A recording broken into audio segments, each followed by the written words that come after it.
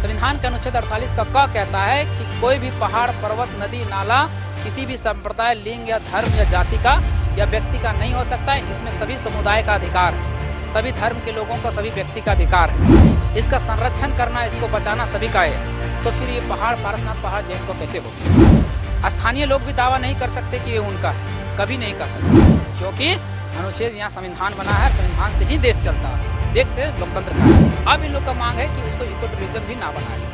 हम इसका पूरी तरह से समर्थन करते हैं कि वो इको टूरिज्म ना बने। क्यों? क्योंकि जंगल वाला क्षेत्र में कभी भी पर्यटन स्थल नहीं बनना चाहिए, क्योंकि वो इको सेंसिटिव जोन है, वहाँ दुर्लभ जीव जंतु, पशु पक्षी पाए जाते हैं। तो एक बात बताइए, जब जंगल का जब आग लगता है पारसनाथ पहाड़ में, जब 3 महीने जलती है, जब उसमें जीव जंतु, पशु पक्षी जब जल के मरते हैं, तो ये ऐसा परम धर्म कहाँ चला जाता है? तब काहे नहीं आ पाते? तब हम खुद पिछले साल हम 15 दिन तक उस पहाड़ में घूमे हैं। वो लोग जैन धर्मावलंबी भी कहते हैं कि पारसनाथ के अस्तित्व को बचाना है, और स्थानीय लोग, मूलवासी लोग भी कहते हैं पारसनाथ के अस्तित्व को बचाना। तो फिर बिगाड़ कौन रहा है? बिगाड़ यही जैन लोग बना रहे हैं। और आप दावा करते हैं कि पारसनाथ पहाड़ हमारा है, तो हम बता देना चाहते हैं, महावीर स्वामी जो थे, जो 24वें तीर्थंकर थे, जिनके विचारों को ये लोग पालन करते हैं, उनका जन्म वैशाली में हुआ था और उनकी मृत्यु जो है वो पावापुरी में हुआ था। और वैशाली और पावापुरी को बिहार सरकार पर्यटन स्थल घोषित करके रखी, लेकिन आज तक ये लोग दावा नहीं कर पाए कि पर्यटन स्थल हमारा है। क्यों नहीं कर पाए? क्यों नहीं ले आ पाए? केवल झारखंड में ही। पारसनाथ का तो जो मामला है वो आगे बढ़ता हुआ दिखाई दे रहा है। आदिवासियों का कहना है कि पारसनाथ हमारा है, तो वहीं जैन समुदाय का कहना है वो हमारा तीर्थ स्थल है। तो जिसको लेकर राज्य सरकार, केंद्र सरकार ने अपना फैसला भी सुना दिया है। तो अब आगे आप लोगों, क्योंकि आप भी उस आंदोलन में हैं, तो आगे क्या कुछ रणनीति है फिलहाल? देखिए, पारसनाथ एक विवादित मुद्दा बन गया है, ठीक है। पारसनाथ किसी का नहीं हो सकता। पहाड़, पर्वत, नदी, नाला, ये सब किसी का नहीं, आप भी जानते हैं। हम इसकी शुरुआत से थोड़ा सा विश्लेषण करना चाहते हैं। 1909 की घटना है। 1909 में पालगंज के महाराजा थे। पालगंज के महाराजा, जो पहले महाराजा थे, उसका नाम था पारसनाथ।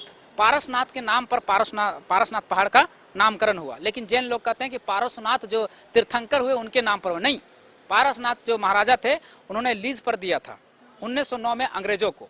फिर 1918 में जैन ट्रस्ट था, जो कल्याण जी, आनंद जी करके कोई ट्रस्ट था अहमदाबाद का, वो ट्रस्ट ने मांग किया कि ये पारसनाथ पहाड़ को हमको लीज पर दीजिए। फिर उन्होंने इस लीज को उनको दे दिया 100 सालों, 99 सालों के लिए। जब 99 साल को लीज दे दिया, तो कहा कि हम इस पहाड़ का नामकरण जो है आप ही के नाम पर रखेंगे, ठीक है, आप ही के नाम पर नामकरण करेंगे। इसलिए उन्होंने दे दिया। वो 16,000 एकड़ का भूमि है पूरा, और ये पारसनाथ पहाड़ 60 किलोमीटर के क्षेत्र में, वन क्षेत्रों में फैला हुआ है। उसको चढ़ने के लिए 9 किलोमीटर की चढ़ाई चढ़नी पड़ती है, 9 किलोमीटर का, और 1300 फीट वो ऊंचा पहाड़ है। तो जब उन्होंने दे दिया, तो इन्होंने 99 साल का शायद 2011 में वो खत्म हो गया। उसके बाद जब ये क्रम चला, तो आप भी जानते हैं कि भारत 1947 में अलग हुआ, और उसका अलग होने के बाद एक संविधान बना, और संविधान में एक स्थापित हो गया कि एक लोकतंत्र देश है, जिसका अनुच्छेद, संविधान का अनुच्छेद 48 का क कहता है कि कोई भी पहाड़, पर्वत, नदी, नाला, जंगल किसी का नहीं हो सकता। इसमें सभी समुदाय का अधिकार है, सभी धर्मों का अधिकार है, सभी जातियों का अधिकार है। किसी एक धर्म, किसी एक जाति या किसी एक व्यक्ति का नहीं हो सकता। ध्यान से सुनिएगा, 48 का क अनुच्छेद, संविधान के अनुच्छेद 48 का क कहता है कि कोई भी पहाड़, पर्वत, नदी, नाला किसी भी संप्रदाय, लिंग या धर्म या जाति का या व्यक्ति का नहीं हो सकता है। इसमें सभी समुदाय का अधिकार है, सभी धर्म के लोगों का, सभी व्यक्ति का अधिकार है। इसका संरक्षण करना, इसको बचाना सभी का है। तो फिर ये पहाड़, पारसनाथ पहाड़ जैन को कैसे हो गया? स्थानीय लोग भी दावा नहीं कर सकते कि ये उनका है, कभी नहीं कर सकते, क्योंकि अनुच्छेद यहाँ संविधान बना है, संविधान से ही देश चलता है, देश से लोकतंत्र कायम है। अब आगे आते हैं कि विवाद क्यों हुआ। आज तक विवाद नहीं था, आज विवाद क्यों हुआ? देखिए, एक वहाँ इको सेंसिटिव जोन था। इको सेंसिटिव जोन अति संवेदनशील क्षेत्र। अति संवेदनशील क्षेत्र उसको कहते हैं जहाँ दुर्लभ जीव जंतु, पशु पक्षी, पेड़ पौधे मिलते हैं। उसको संरक्षित करने के लिए, जहाँ लुप्त होने के कगार पर रहता है, जहाँ नष्ट होने के कगार पर रहता है, उसको घोषित कर दिया जाता है। जब अति संवेदनशील क्षेत्र घोषित होता है, तो वहाँ पे आप गैर वानिकी कोई भी कार्य नहीं कर सकते हैं। जब वहाँ पर एक आदिवासियों के द्वारा सेंद्रा प्रथा चलती थी, और जब झारखंड, वहाँ पारसनाथ के पहाड़ में 3 महीने आग लगती है, आग के कारण जीव जंतु बहुत सारे से जल जाते थे। और सेंद्रा प्रथा में क्या होता है कि बहुत सारे जीव जंतुओं को मार के आदिवासियों के द्वारा पकाया जाता है, खाया जाता है, ठीक है। तो इन लोगों का जैन धर्म के द्वारा लगा बुरा, तो इन लोगों ने कहा कि हम एक नियम बनाएंगे और इसके तहत इन लोगों को हटा देंगे। तो उन्होंने, जैन लोगों ने ही मांग किया 2015 में कि हम यहाँ इसको इको सेंसिटिव जोन घोषित किया जाए। जैसे आपका फौजिल पार्क साहिबगंज भी घोषित है, दालमा अभयारण्य भी घोषित है, इस तरह से और 2-3 जगह 8 जगह घोषित है। तो कहा कि इसको इको सेंसिटिव जोन घोषित किया जाए, यही लोगों ने मांग किया। तो ये कमेटी बैठी 2017 में, 2018 में ड्राफ्ट तैयार हुआ और 2 अगस्त 2019 को इसको इको सेंसिटिव जोन घोषित कर दिया गया।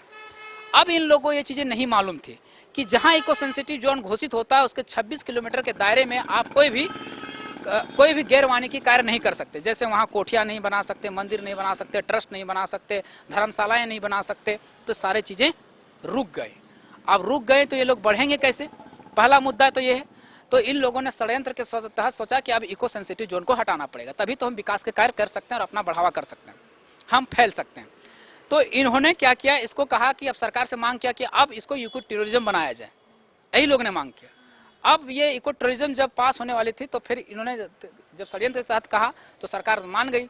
अब वहाँ अब इन लोग का मांग है कि उसको इको टूरिज्म भी ना बनाया जाए। हम इसका पूरी तरह से समर्थन करते हैं कि वो इको टूरिज्म ना बने। क्यों? क्योंकि जंगल वाला क्षेत्र में कभी भी पर्यटन स्थल नहीं बनना चाहिए, क्योंकि वो इको सेंसिटिव जोन है, वहाँ दुर्लभ जीव जंतु पशु पक्षी पाए जाते हैं। अगर पर्यटन स्थल बनता है, जो उनका भी मांग है कि नहीं बनना चाहिए, हम भी समर्थन करते हैं नहीं बनना चाहिए, लेकिन इको सेंसिटिव जोन कायम रहना चाहिए। उसके बाद ये लोग कहते हैं पर्यटन को बढ़ावा मिलेगा, वहाँ दारू गांजा मांस मदिरा वगैरह चलेगा पर्यटन बढ़ने से। तो हम पहले कह देते हैं आज भी वहाँ पर्यटन स्थल में बिटकी गुटखा सिगरेट तंबाकू जो था चोरी छिपे चलता होगा ना, तो नहीं चलता था। मांस मदिरा तो एकदम नहीं चलता था। अगर उसका लगाते हैं तो हम इसका समर्थन, रोक प्रतिबंध लगाते हैं तो हम इसका समर्थन करते हैं। लेकिन इसके साथ साथ ही वहाँ पर एक बलि प्रथा और वहाँ एक रिचुअल प्रथा वहाँ पर कायम है। जैसे वहाँ मांझी थान है, जाहिर थान है, जहाँ सरहुल के टाइम में वहाँ मुर्गे की बलि दी जाती है। एक भोमिया बाबा का मंदिर है जो वहाँ बलि दी जाती है। तो जहाँ आपका मान है, जहाँ पहाड़ में ऊपर में है वहाँ आप मानिए, लेकिन जहाँ जाहिर थान है वहाँ पर तो पूजा करेंगे हम, क्योंकि हमारी भी धर्म है। आपकी धर्म का हम आस्था का ख्याल रखते हैं तो हमारी भी आस्था का ख्याल रखते हैं। हम अपने जगह पूजा करें, आप अपनी जगह पूजा करते हैं, जो आज तक चल रहा है। लेकिन इन्होंने कहा कि नहीं, अब वहाँ पूजा भी करना मना है, उस क्षेत्र में ही प्रतिबंध करना मना है। तो एक बात बताइए, जब जंगल का जब आग लगता है पारसनाथ पहाड़ में, जब 3 महीने जलती है, जब उसमें जीव जंतु पशु पक्षी जब जल के मरते हैं, तो ये अहिंसा परमो धर्म कहाँ चला जाता है? तब काहे नहीं आ पाते? तब हम खुद पिछले साल हम 15 दिन तक उस पहाड़ में घूमे हैं। आप वीडियो भी देखे होंगे, फोटो भी देखे होंगे, बहुत सारा मीडिया रिपोर्टिंग भी हुआ था। हम 3 महीने घूम के ऊपर जंगल के आग को, और देखिएगा तो इतना दया आएगा, कितना पंछी वगैरह जल के मर जाता है वहाँ पर, इतना भयानक आग है, जीव जंतु जल के, लेकिन ये जैन समाज कभी नहीं आता। उसके बाद ये लोग कहते हैं कि हमको भी, वो लोग जैन धर्मावलंबी भी कहते हैं हमको पारसनाथ के अस्तित्व को बचाना है, और स्थानीय लोग मूलवासी लोग भी कहते हैं पारसनाथ के अस्तित्व को बचाना। तो फिर बिगाड़ कौन रहा है? बिगाड़ यही जैन लोग बना रहे हैं। पहले 1990 के दशक में मात्र पारसनाथ चढ़ने के लिए पर दिन कम से कम 300 व्यक्ति ही जाते थे, आज 3000 व्यक्ति जा रहे हैं। तो बढ़ावा कौन दिया? ये लोग दिए। क्यों? क्योंकि पहले पारसनाथ चढ़ने के लिए 4 घंटा लगता था और 3 घंटा उतरने, माने 7-8 घंटा लगता था। तो लोग बहुत सोच समझ के जाते थे कि पारसनाथ जाना। आज इन लोगों ने उस पर रोड बना दिया। रोड बनने के कारण आज गाड़ियां धड़ल्ले से ऊपर तक चढ़ रही हैं, 2 व्हीलर धड़ल्ले से चल रहे हैं, लोग 1 घंटे में घूम के आ रहे हैं। तो पर्यटन का तो बढ़ावा ये लोग दे रहे हैं। अब इसके बाद भी नहीं रुके ये लोग पीछे के साइड से, पारसनाथ के पीछे के साइड से एक 15 फीट का रोड बना रहे हैं, जो वहां से कार एकदम पारसनाथ पहाड़ तक चढ़ेगी। तो उससे भी पर्यटन का बढ़ावा दे रहे हैं। तो पर्यटन को तो बढ़ावा आप दे रहे हैं, पर्यटन को बढ़ावा आप दे रहे हैं, और आप दावा करते हैं कि पारसनाथ पहाड़ हमारा है। तो हम बता देना चाहते हैं, महावीर स्वामी जो थे, जो 24वें तीर्थंकर थे, जिनके विचारों को ये लोग पालन करते हैं, उनका जन्म वैशाली में हुआ था और उनकी मृत्यु जो है वो पावापुरी में हुआ था।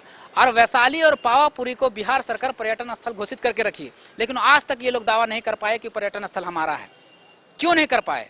क्यों नहीं ले आ पाए? केवल झारखंड में ही। तो हम यही कहेंगे कि बीड़ी सिगरेट गुटखा तंबाकू पर बैन हो, इसका हम समर्थन करते हैं। आप जहां मान रहे हैं वहां मानिए। आज तक जहां समन्वय बना के चलते आया वही चीज को लागू किया जाए। हम जहां मान रहे हैं वहां मानने दिया जाए। उसके बाद वहां पर जमीनों का अतिक्रमण बहुत धड़ल्ले से है। वहां पर जमीन 3 लोगों की है, या तो फॉरेस्ट विभाग की जमीन है, या तो जीएम लैंड है, या तो वहां पर सीएनटी काश्तकारी कानून वाला जमीन है, या तो आदिवासियों की या तो मूलवासियों की है। और आप जानते हैं कि फॉरेस्ट विभाग की जमीन में ना तो महल बन सकता है, ना तो घर बन सकता है, ना तो कोठी बन सकता है, ना जीएम वाला जमीन में बन सकता है, ना तो सीएनटी कानून वाला में बन सकता है। लेकिन इन्होंने ऐसा किया है। सीएनटी का धारा 46 का क कहता है कि अगर कोई आदिवासी है तो केवल आदिवासियों को जमीन बेच सकता है। लेकिन ये उसका जमीन को कहाँ से, बिहार गुजरात से, अहमदाबाद से, राजस्थान से आकर यहाँ पर कोठी बनाए, बड़े बड़े महल बनाए। उनके जमीनों पर। अगर कोई ओबीसी है, उसका 46 का ख कहता है कि अगर कोई ओबीसी है तो केवल ओबीसी को ही जमीन बेच सकता है, लेकिन उसी जिला का होना चाहिए।